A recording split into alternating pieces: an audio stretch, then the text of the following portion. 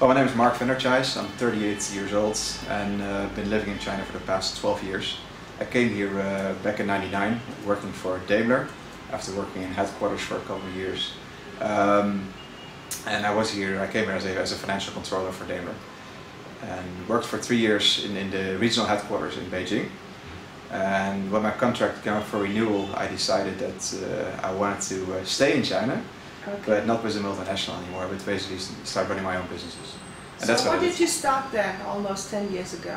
Well, I started actually studying Chinese. That's the first thing I did. I went to university. So I quit my job from an expat with a car and a house and everything. I went to a bicycle and a small apartment, and I studied Chinese to learn the language.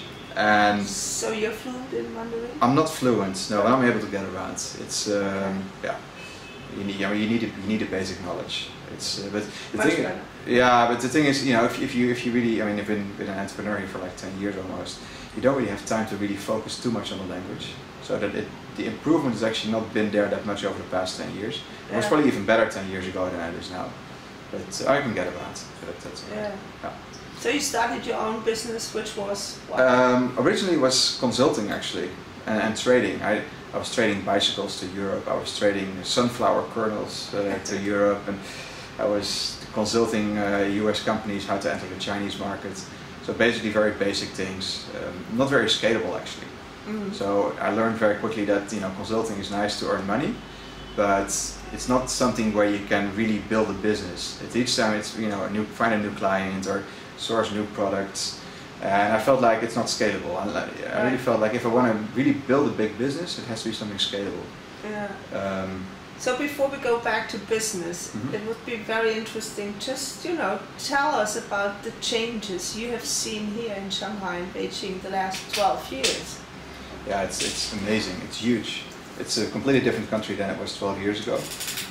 It's a country that has become much richer, obviously. And 12 years ago, it was a more difficult country to live in. In which ways? Well, as a foreigner, for example, a lot of products were not available here. I mean, I'm a wine lover. I love good wines, but it was hardly possible, or sometimes even impossible, to find good wines. And if you found them, they were just crazy expensive. They still are very expensive. Yeah, but compared to then, it was actually it's reasonable nowadays. Okay. It's still twice as expensive as Europe, at least twice as expensive. At least, but, yeah. Yeah, but it's for me, it's like, okay, you know, it's worth it. But it used to be, you know, much higher than this. Things like cheese, French cheese or whatever, was not there.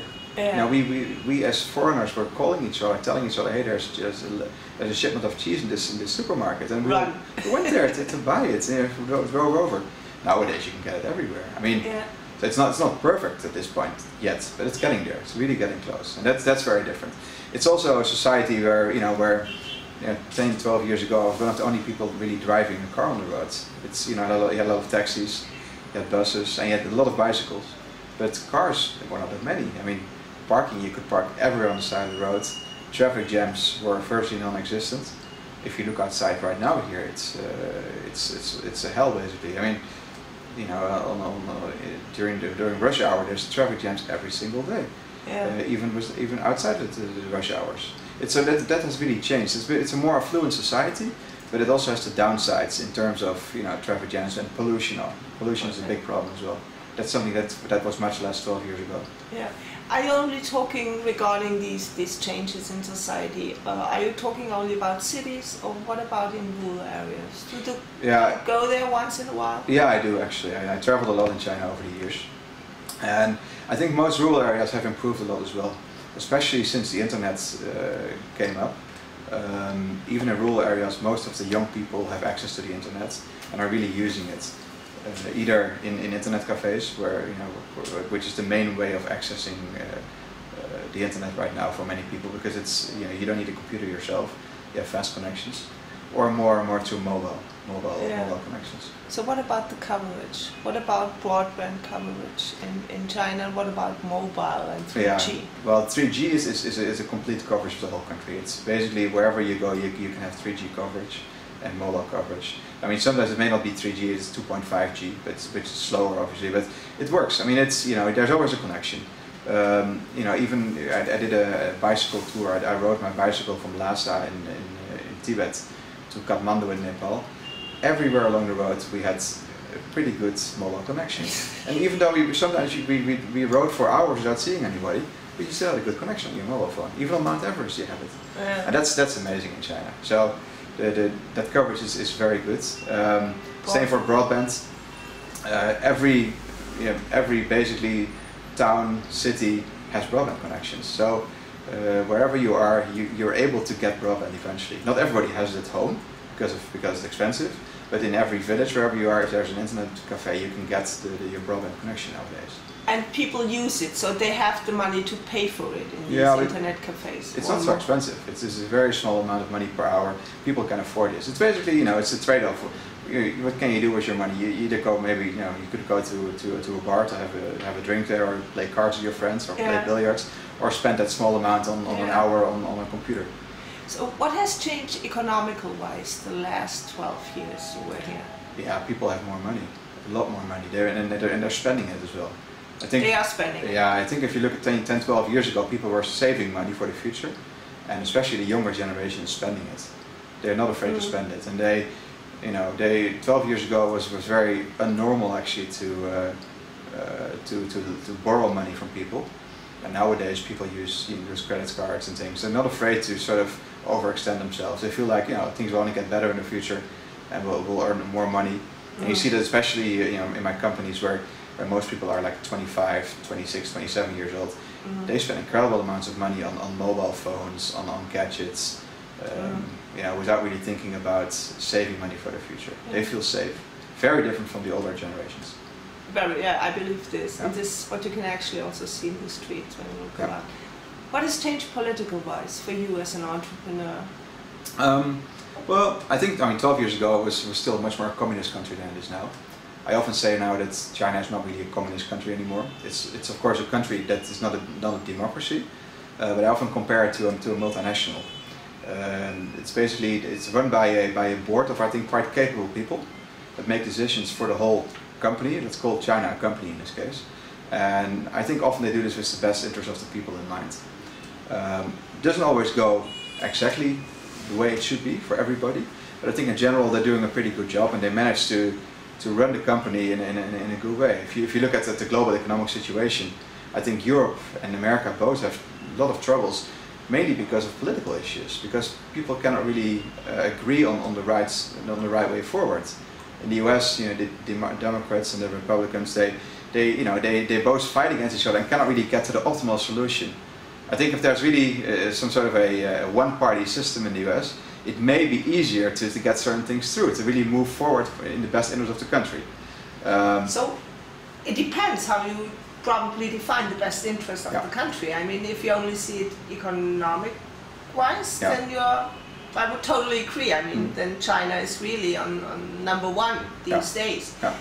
But you look society-wise, and I mean, the wealth of a country shouldn't actually only be defined by economical. No, I think you probably know these studies that if you see how happy Chinese are, they're actually I think 82% of people is considered happy or very happy. And that's actually very similar or even better than in many European countries. Yeah. It's because the country is growing fast, because the economy is growing fast, people have hope for the future. They're happy. They feel things are getting better.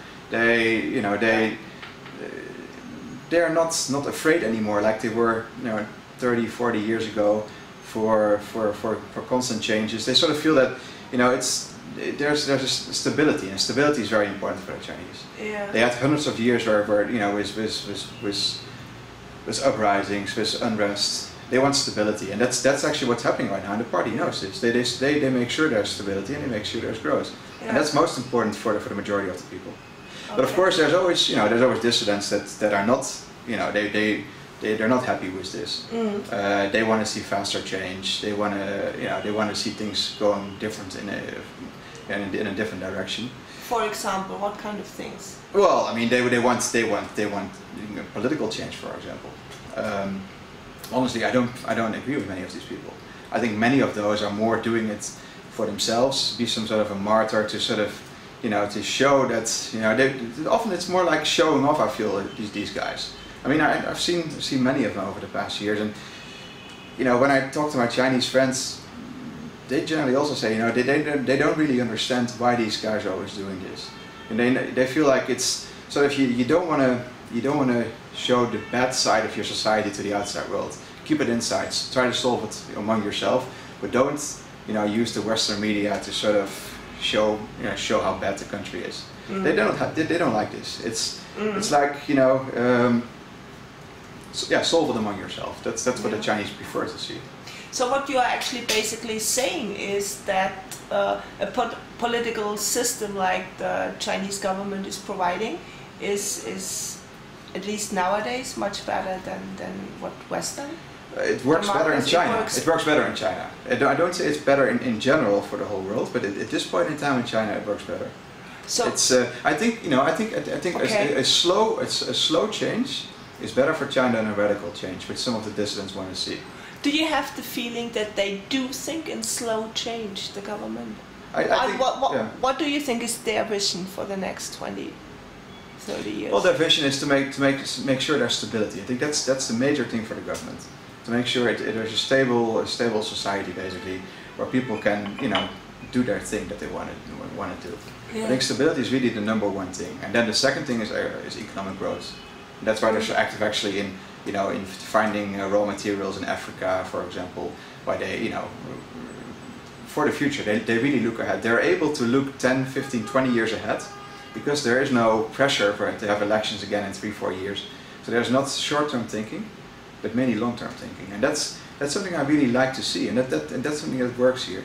And I really feel that sometimes, you know, at this point I would be afraid for democracy in China. If there would be a radical change with a democracy, I probably wouldn't stay here. I would really leave, because I know it's gonna give turmoil in the country. And I'm making it a bit black and white right now, I have to say. But I prefer to do it a bit more black and white, and it's, you know, more. But I totally get your point. I mean, this is what we are actually discussing. For example, when you look to Turkey, they have to choose if they want to run after the European Western model, or, you know, they're of course looking to China, and then they see the growth, they see the stability. I mean, this is it's a reasonable choice these days, and it hasn't been like this 10 years before. So, how do you think? I mean, your business, the business you are doing, is quite international. Yeah.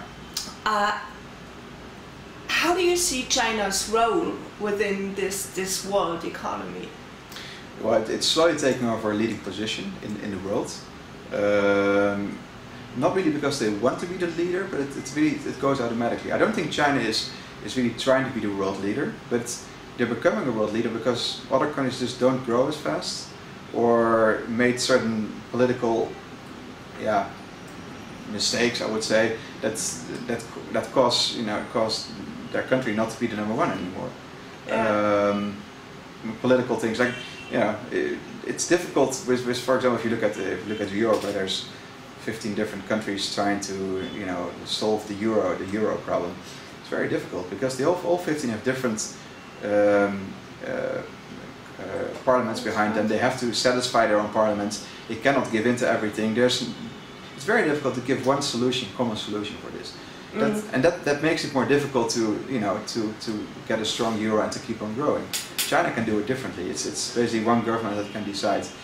So China is growing fast, but they will have to change some things eventually, and they're working on this. I'm actually at this point to become more open, and to, you know, for example, to make sure that you know, the Chinese currency will be more balanced than it currently is. Yeah. These things have to change, but they eventually will do that. I'm quite sure. Do they also have something like a green strategy? Like, or is this only propaganda? No, it's hard to judge. No, it's not just propaganda. That's something I wish that they would spend a bit more time on, actually, because pollution is a problem in Shanghai, and in Beijing even more. It's really very different from a few years ago, and it's getting worse. They absolutely work on green initiatives, but I think they should spend more. I personally prefer they spend more time on this and really more effort on this to do it faster. But the good thing actually is in China, and that people sometimes underestimate, if they want to have a fast change, they can do it. They can literally overnight shut down all factories if they want to do this. And execute new ones. Or even go a step further. I mean, they could theoretically say, okay, in 1 year there's no cars on the road allowed anymore that are not electrical cars. They could. And they may do this when they really see it goes too far. And because that's also the thing, there's no elections coming up. The Western government couldn't do that because they would be out of office to the next term.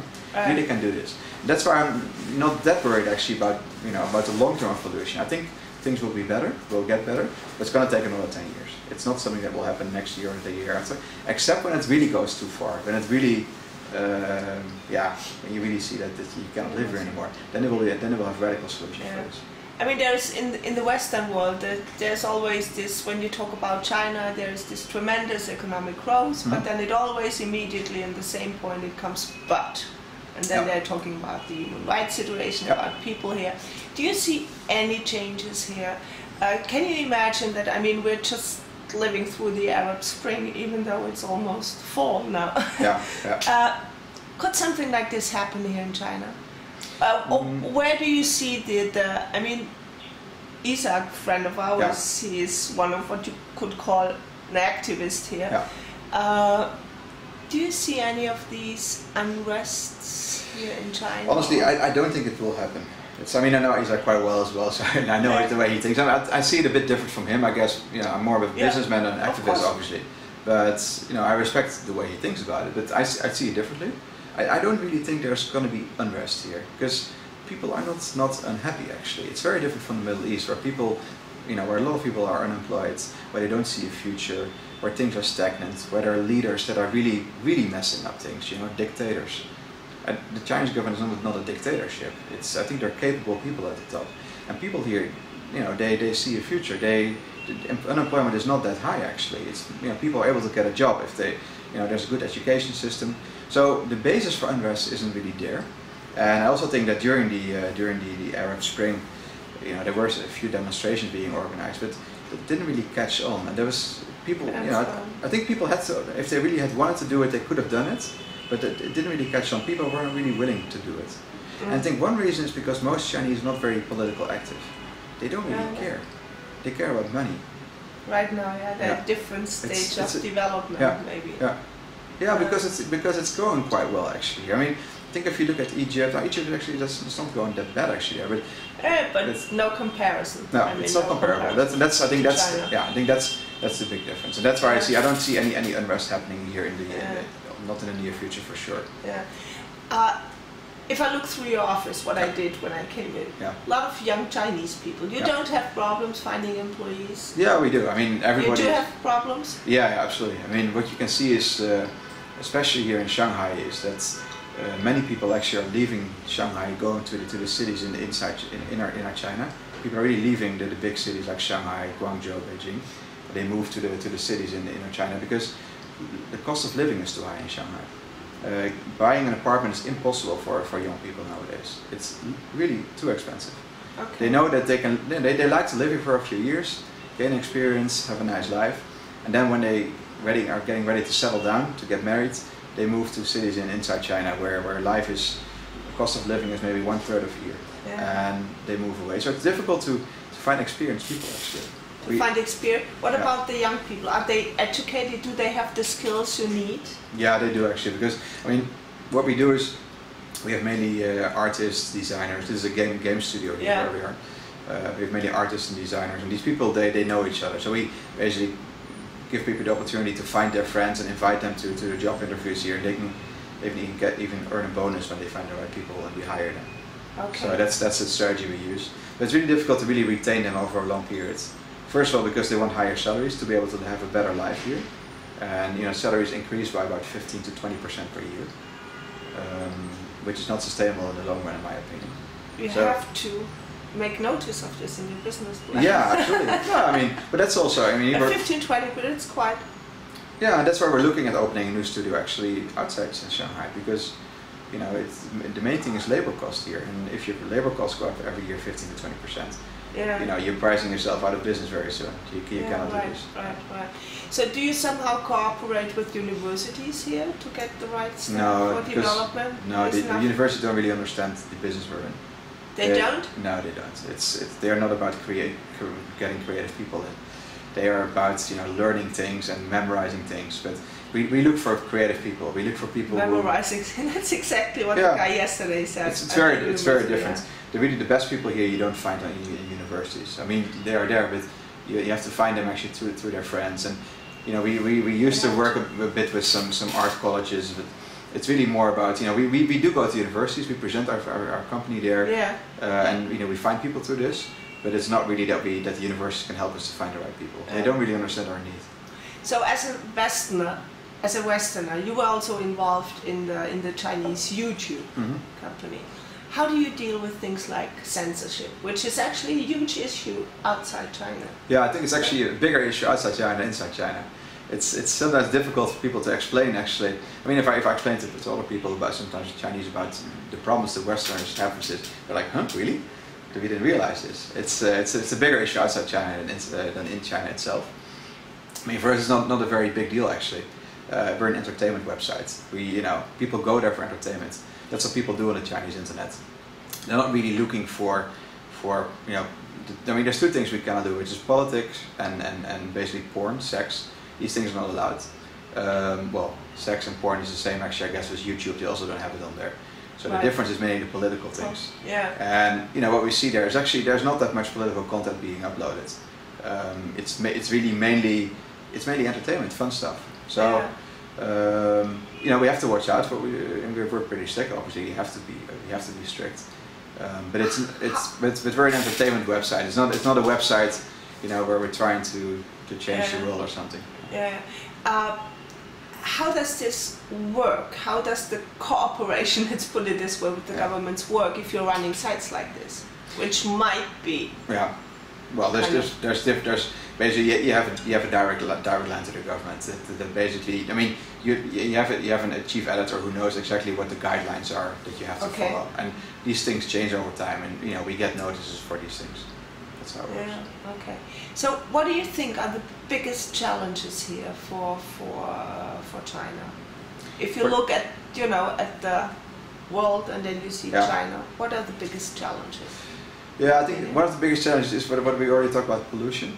I think that's really something that people underestimate. That's actually one of the few reasons why I may leave China eventually is pollution. I've got 2 young kids, and I'm not sure if it's really the best environment for them to grow up in. I think the other thing is to keep on having this slow political change. I think make sure there's not too fast of a change, but then also make sure that it doesn't stop completely, and make sure that that the economy keeps on growing, keep people happy. It's a huge country. I mean, 1.4 billion people have to be fed every day, and these people are very different, are spread over a huge area. It's not easy to do this. That's really also a challenge for China, I feel. So. What kind of advice would you give to the Western countries if they deal with China? To deal with China? Yeah.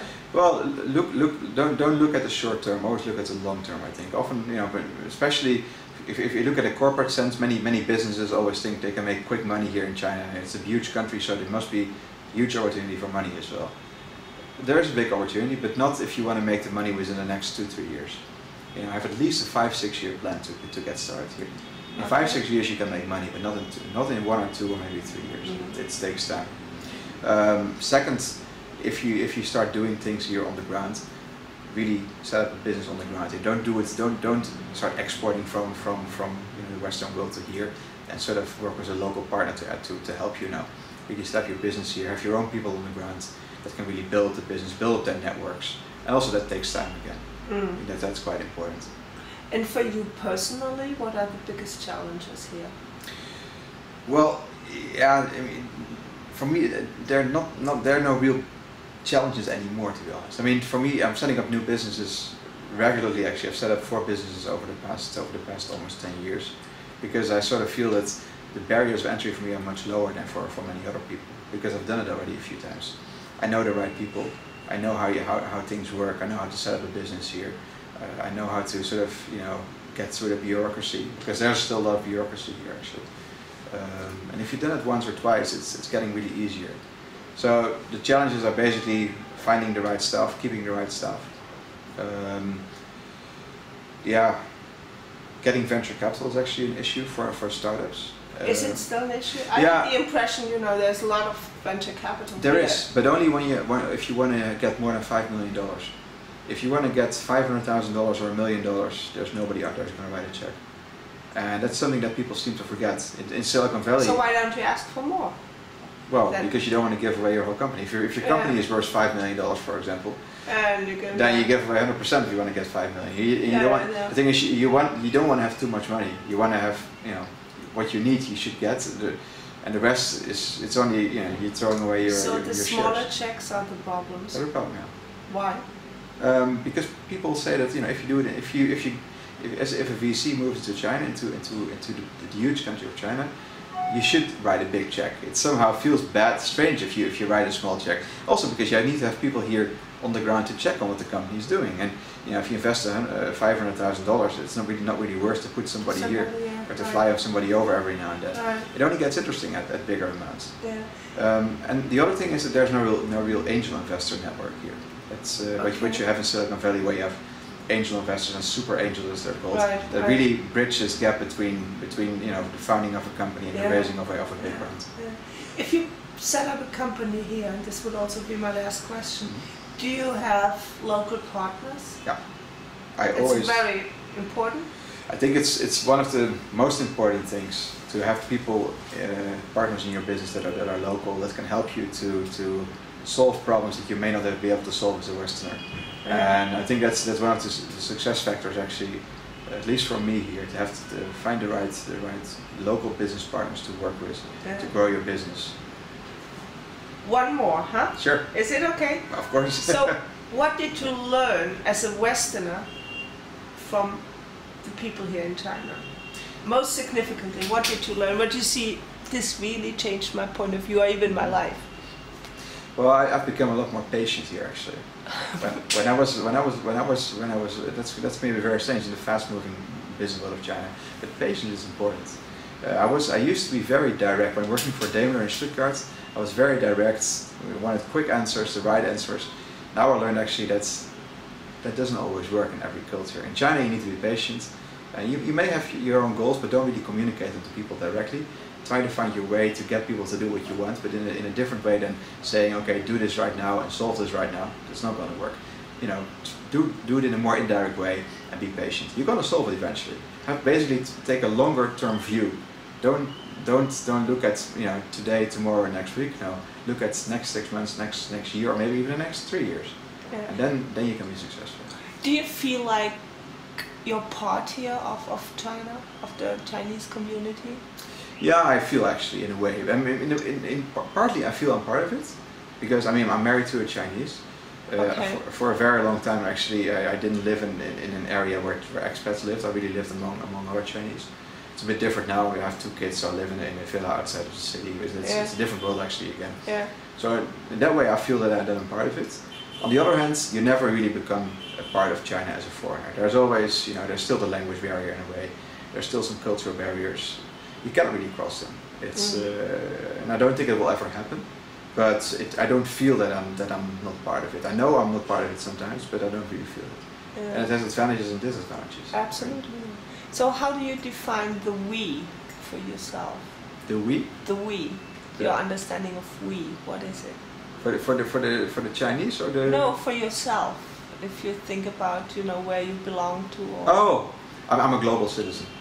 I'm not European or Chinese or whatever. I'm a global citizen. I'll feel happy everywhere and I can live everywhere. And my friends are spread all over the world. And that's the me. The me and the we. And the we. What is a global citizen for you? Somebody who can really, you know, feels at home everywhere. Who, you know, it doesn't really matter whether I'm in San Francisco or in Germany or in China or in Africa even. You know, I feel at ease wherever I am. And you know, with the internet, you can live a similar life everywhere actually. And that's what people sometimes seem to forget. Many people who don't travel a lot, they you know, they have home sweet home. I want to be in my own hometown and whatever, and don't leave there because that's the safest place on earth.